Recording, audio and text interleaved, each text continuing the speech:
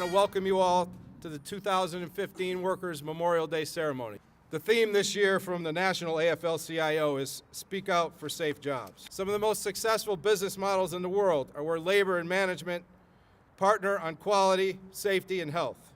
Virtually every safety and health protection on the books today is there because of working men and women who join together to form unions and win these protections. It's by joining unions and through collective bargaining that workers will have a voice and a say in safety and health on the job in the future. Today we mourn, and it's important that we do that, and it's important that we remember the lives that have been lost. Because if we don't, if we fail to remember the past, then we're doomed to repeat it. And so when times are tough, when budgets are tight at the federal level and the state level, that's when we need you most. And we need you to ask not just for advocates, we need you to ask for champions. Last week, many of us had the opportunity to be at the L'Ambiance Memorial as well. And as I said then, when the union says they will never forget, they will never forget.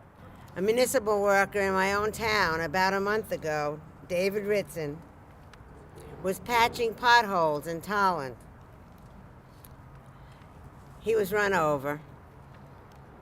David will never walk his daughters down the aisle or ever hold his grandchildren. Each serves as an example to us and the community that the work we do is much more than a job. It's our way of life. And unfortunately, every once in a while, it's our way of death. There is no higher duty, no greater obligation that an employer has than the safety of the workforce. There's nothing higher. It is not the owner's pocketbook. It's not the corporate shareholders. It's not other interests driven by greed and avarice and expediency. It's the safety of the worker.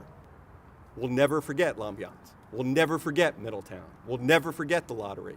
And we will continue to make investments, we as an employer in this state, in our employees, in their physical and their mental health, so that we can do our part to make sure that everyone gets to go home safe at the end of the workday. But it all starts here in Hartford.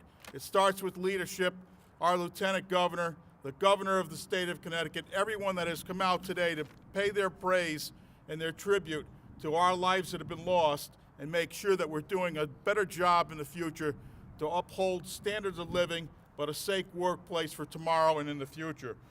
And we put together, along with Lori Pelletier and the AFL-CIO, the Shatter the Silence campaign. Our strategy includes research, education, organization, and action.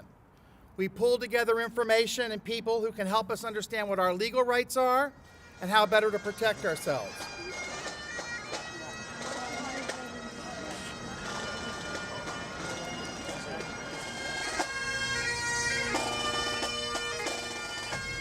Newtown educators, Rachel Davino, Dawn Hawksprung,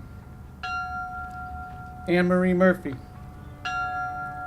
Lauren Rousseau, Mary Sherlock, Victoria Soto, and our friend Joe Mudry from A&R. Remember those office workers also who lose their lives from sick buildings that have mold and contaminated air. Also a silent killer.